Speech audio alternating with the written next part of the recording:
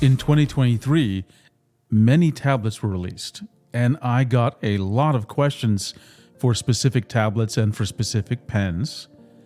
In this video, I am going to share my notes about those tablets and pens. Let's start with the Wacom Cintiq Pro series. In 2023, Wacom introduced the Cintiq Pro 17 and the Cintiq Pro 22.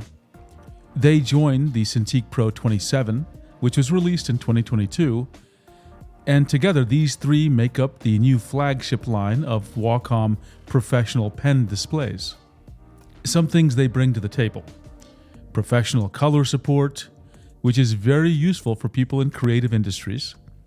As far as I know, they are the only pen displays that have such a high refresh rate. Every other pen display maxes out at 60 Hz. Wacom made a brave design choice by relocating the express keys. They are now on the back of the tablet, and they are available in these two recessed locations, one on the left and one on the right.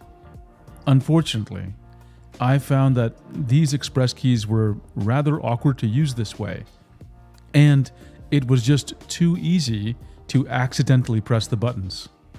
And for these new tablets, Wacom introduced the Pro Pen 3.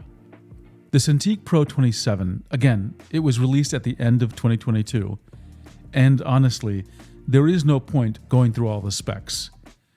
To keep it simple, this is the best pen display ever made. And yes, the price is rather expensive, but my real issue is that it has a decent amount of fan noise.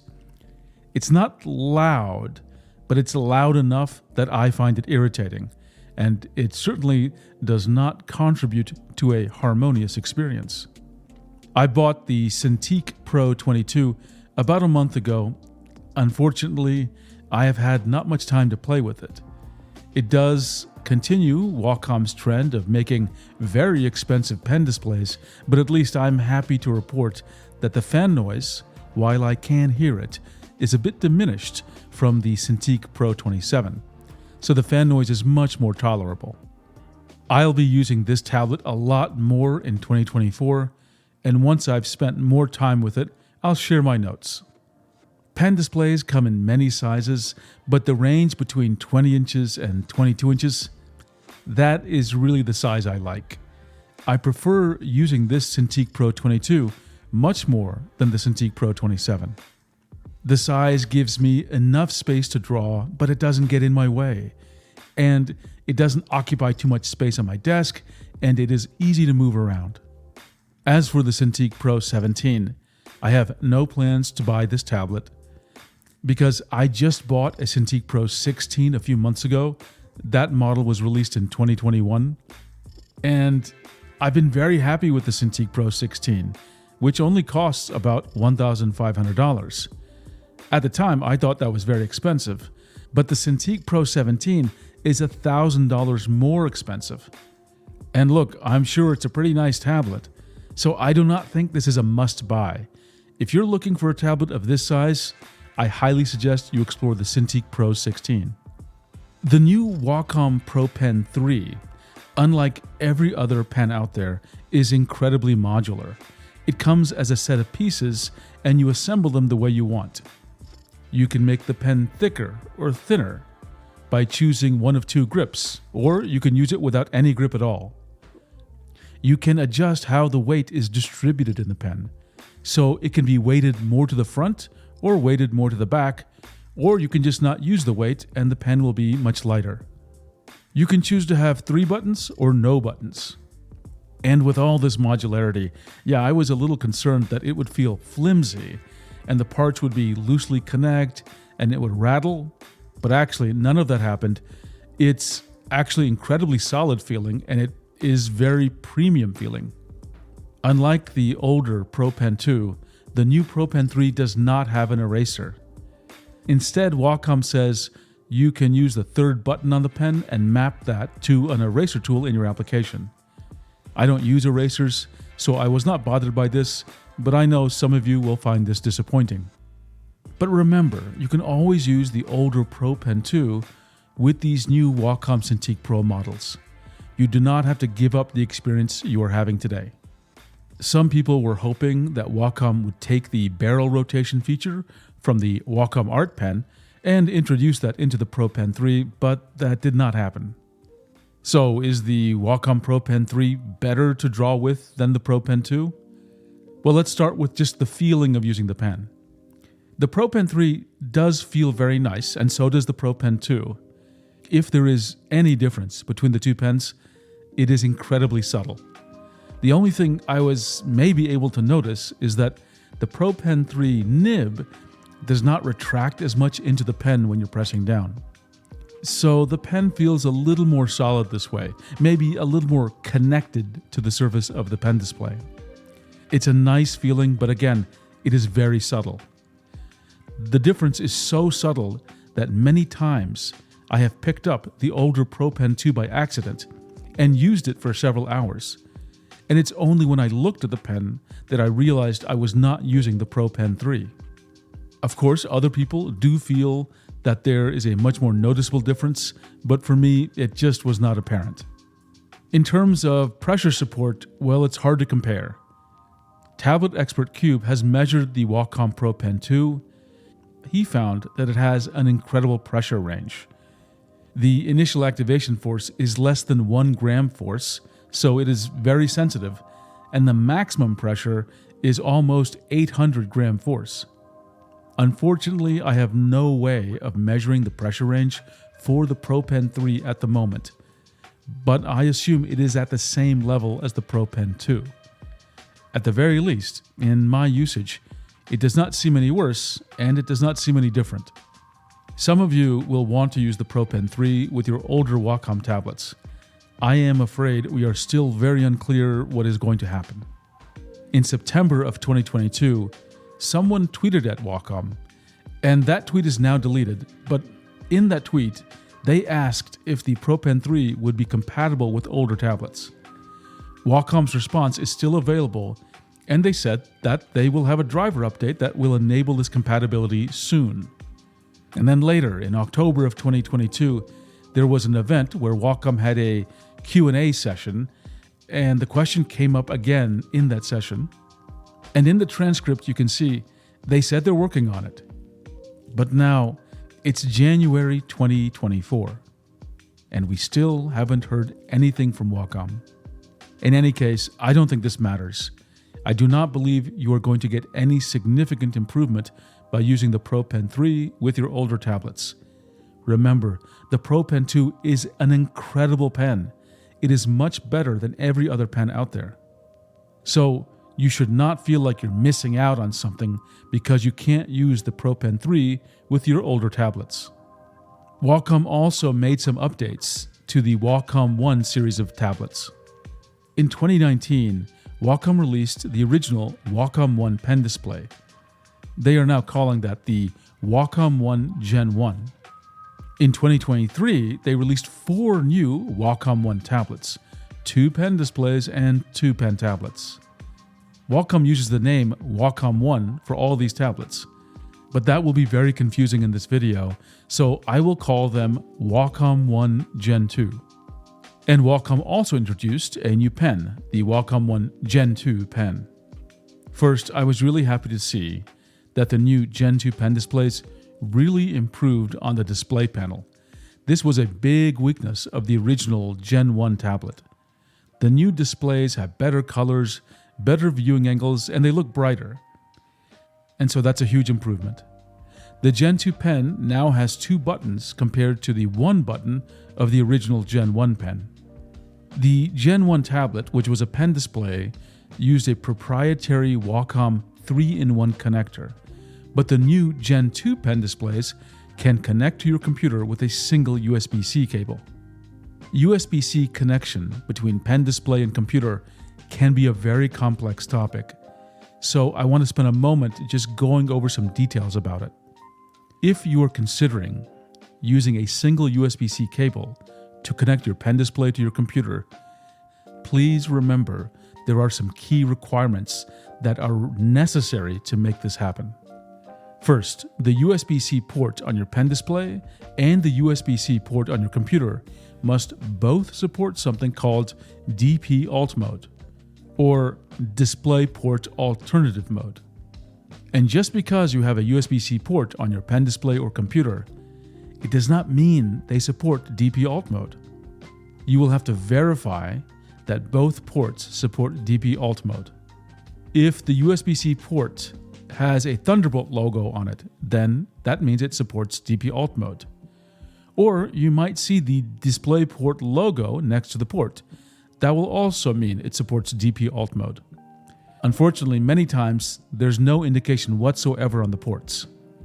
So you'll have to read the documentation or contact your manufacturer to understand if it does support DP Alt Mode. Also, the USB-C cable that you use to connect the pen display to the computer, that cable must also support DP Alt Mode. And just like the ports, they often are not marked. So if you're going to buy such a cable, you have to absolutely verify it supports DP Alt Mode. This is one reason I tend to use Thunderbolt cables, because I know that they all support DP Alt Mode. Then there's the issue of power. Your pen display needs a decent amount of power, and your computer has to be able to provide enough power through that USB-C port. And of course, the USB-C cable must also support carrying enough power. Again, you can't look at the port and the cable and typically figure out if it carries enough power. You have to read the documentation or talk to the manufacturer. All these requirements are not just true for the Wacom One pen display, but any pen display where you want to use a single USB-C cable to connect it to your computer. The pressure range on the new Wacom One Gen 2 pen has changed. These numbers come from Tablet Expert Cube. In short, the new pen has a higher initial activation force, and the new pen has a lower maximum pressure. Let's look at this in comparison to other pens. The Wacom Pro Pen 2 has an absolutely astoundingly low initial activation force of less than 1 gram force. A typical non-Wacom pen, a good one, will have these days an initial activation force of 3 gram force.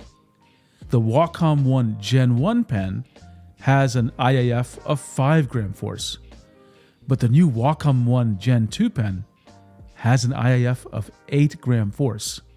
So the new pen is clearly worse than the old pen. Let's take a look at maximum pressure. The Wacom Pro Pen 2 has a maximum pressure of almost 800 gram force. Now, as I show on this graph, the typical non-Wacom pen has a maximum pressure that varies from 200 gram force to 300 gram force. But actually, you'll find many pens which are even lower than 200 gram force and some which are higher than 300. But I think this range is reasonable if we want to talk about non-Wacom pens. Now, the original Wacom One Gen 1 pen has a maximum pressure of 358 gram force. And the new Wacom One pen has a maximum pressure of 291 gram force. So the new Wacom One Gen 2 pen is worse than the old Gen 1 pen. And again, the reason we care about this maximum pressure is the wider the pressure range, the easier it is for you to control the pressure. So what does that mean? The new Gen 2 pen does not let you control pressure as well as the old Gen 1 pen. There's also a difference in how the Gen 1 pen and the Gen 2 pen behave at low pressure. Here are some graphs of measurements I did. These are the distribution of pressure readings at low pressure. The Gen 1 pen is at the top, the Gen 2 pen is at the bottom. Clearly, you can visually see that the behavior of the Gen 1 pen and the Gen 2 pen, it's quite different. What does it mean though? Essentially, with the Gen 1 pen, if you're drawing with a light stroke, you'll get a thin line, which is what you'd expect. But if you're drawing with a Gen 2 pen, even if you're pressing lightly, you'll get a thicker stroke. Ultimately, this represents a reduction in the quality of the drawing experience, especially at low pressure. The Gen 2 tablets, as a whole, also, in general, do not process low pressure well. And this is not a pen problem, this is a tablet problem. It happens with all 4 of the new Wacom One Gen 2 tablets. It happens a little bit with the Gen 2 pen displays, so you might not notice it, but it happens a lot with the Gen 2 pen tablets. What you're seeing here is I drew a stroke with the Gen 1 pen, which handles pressure very well, but I used that pen with one of the Gen 2 pen tablets. What you see here is something I call pressure transition instability. This means as you're moving back and forth between higher and lower pressure, you can see that the pressure readings bounce up and down erratically. That's what you're seeing with these strokes. And at low pressure, this instability shows up in these tablets. It appears as a kind of pulsing or segmentation of the lines.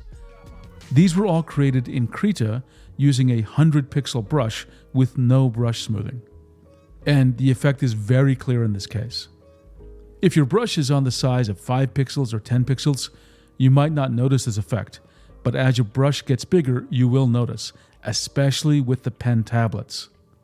Ultimately, I do not recommend purchasing any of these Wacom One Gen 2 tablets, because all of the tablets struggle with pressure, and the new pen struggles with pressure. I am hopeful that Wacom will release some update that fixes these problems. If you want more details on this problem, I made an 18-minute video last year. You can see the problem, and I also offer some ways in that video where you might be able to mitigate the problem. Again, I do not recommend these Gen 2 tablets because I think on principle, Wacom should be providing a better experience than this. Huion introduced the Inspiroi 2 line of pen tablets. There are 3 models: large, medium, and small. Here's a picture of the large model. The most interesting thing about this tablet is that it gives you a lot of auxiliary inputs. Auxiliary inputs is just a fancy way of saying buttons, sliders, and scrollers, and things like that. Often these are just called express keys, though technically that's more of a Wacom term. On this tablet, there are 8 buttons and a scroller. What this tablet does special is it has these 3 group buttons. What those 3 group buttons do is give you different assignments for those 8 buttons. So there's a group 1, and that gives you 8 possibilities. Group 2, another 8, and group 3, another 8. So, combining the 8 buttons and the 3 group buttons, you get 24 possible combinations. For those of you who really like buttons on your tablets, you might find this very useful. Unfortunately, with the Inspiroi 2 large tablet, and I suspect this is also true of the other models, I found that they suffer from pressure transition instability. At low pressure, you can see this pulsing behavior and that segmentation. It does not look very good. So, until Huion addresses this problem, I will withhold any recommendation for the Inspiroi 2 series of tablets. I bought and tested 2 separate Inspiroi 2 large tablets. Both had the problem, and I found 2 or 3 other people who also found the same problem. It is possible that we were just unlucky and got, defective units, but to me this says there is a broader problem. And again, this problem is something you're going to notice when your brushes are bigger, like 50 pixels and definitely at 100 pixels. It will be very obvious then. At 5 pixels or 10 pixels, you will probably not notice. But regardless of all that, I have to withhold my recommendation because I think tablets should work better than this, and I think you deserve better than this. One more thing about the Inspiroi 2 series, they have 3 different sizes: small, medium, and large. And let's take a look at the large model, which I have. And so this is the large model, but in reality, it's more of a medium-sized tablet. Here's a picture of the large model stacked on top of a Wacom Intuos Pro Large, model number PTH860. You can see how different they are. I am bringing this up to remind you to always check when your manufacturer says a tablet is small or large or whatever, because their sizes don't always match up to what you might expect. And they often do not match up to the industry standard, which again is Wacom. XP Pen released tablets in 3 separate lines in 2023. I will focus on the Artist Pro Gen 2 and the Deco Pro Gen 2. I've been using both these tablets for about 5 months. I've been very happy with both. Let me be clear though, they are not as good as the Cintiq Pro or the Intuos Pro. But these two lines of tablets from XP Pen, I think set a new bar for non-Wacom tablets. One issue I did run into, maybe you might see a little bit of extra noise in the tracking of the pen position. And also you will see some diagonal wobble. But you can eliminate or substantially reduce these effects by adding additional brush smoothing in your application. Or there are other techniques you can use to get smoother lines. In practice though, it has not affected me and I have enjoyed using both tablets. One interesting thing about the Artist Pro 16 Gen 2, it has a 16:10 aspect ratio instead of the traditional 16:9. I was a little skeptical at first about this aspect ratio, but I've really come to enjoy it, and now I prefer it to the 16:9 aspect ratio. Also, this is not a 4K display, but really the resolution is high enough that I feel it does not matter. It looks great. One more thing about the Deco Pro XLW Gen 2. Honestly, I think this is the best looking of all the pen tablets I own. XP Pen did an amazing job with the look and feel of this tablet. It's solid, it looks great, it feels very premium, and I love the style. I have mentioned pressure transition instability several times in this video. So the good news here is that with the XP Pen Deco XLW Gen 2, I did not detect any of that pulsing whatsoever. As I moved the pen between light and heavier pressure and back and forth, the pressure does not jump around wildly. There's no pulsing or segmentation, and this is what a stroke should look like. Along with these two new Pro Gen 2 tablets, XP Pen introduced the X3 Pro Smart Chip Stylus. Yes, that is a very awkward name, but this is a very good pen for a non-Wacom brand. And again, I think XP Pen set a new bar here. XP Pen specifies the initial activation force as 3 gram force, which is good, not great, but good, and pretty typical of non-Wacom pens. As for maximum pressure, I have 2 of these pens and I measured the maximum pressure for both at around 380 gram force. And again, this is very good for a non-Wacom pen.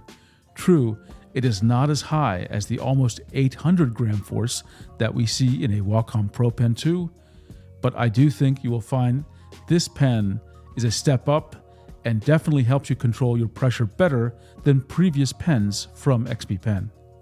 XP Pen has also said this pen and these tablets support 16,000 levels of pressure. Well, look, ignore that. It's meaningless. It's complete marketing hype. I will try to cover the topic of pressure and pressure levels and pressure range in another video this year, a series of videos, but here's the summary. All you need is 2,000 levels of pressure, and honestly, you could get by with a lot less. For those of you who like erasers, good news, the new pen does have an eraser. I've said some pretty good things about this new pen, so you are probably wondering, can you purchase the new pen and use it with your other XP Pen tablets? The answer is no. The pen is only compatible with the Deco Pro Gen 2 and the Artist Pro Gen 2. In 2023, I also purchased a Xencelabs Pen Display 24, but I didn't have any time to use it. Probably, honestly, only a day or two, and really only for a couple of hours. My initial reaction was, I like the look, I like the design, the surface feels great to draw on, it's just got a really nice textured feel.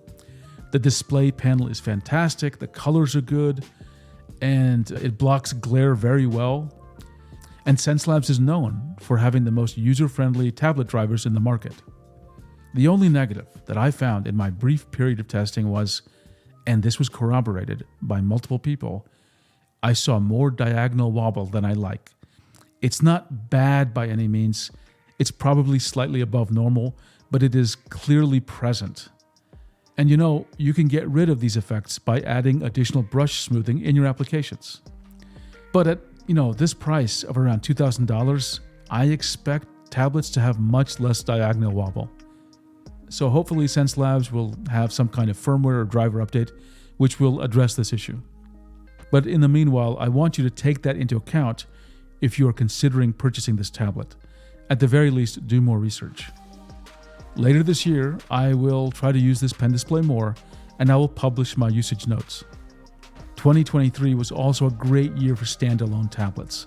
Standalone tablets means these are the tablets that do not require being connected to a computer. For standalone tablets, there are two kinds: pen computers, which are drawing tablets, and mobile computers that have pen support. These are not drawing tablets, but some of them have a really good pen experience, so you can use them instead of a drawing tablet. And they play the role of a drawing tablet very well in some cases. The best example I have of this is the Apple iPad Pro combined with the Apple Pencil 2.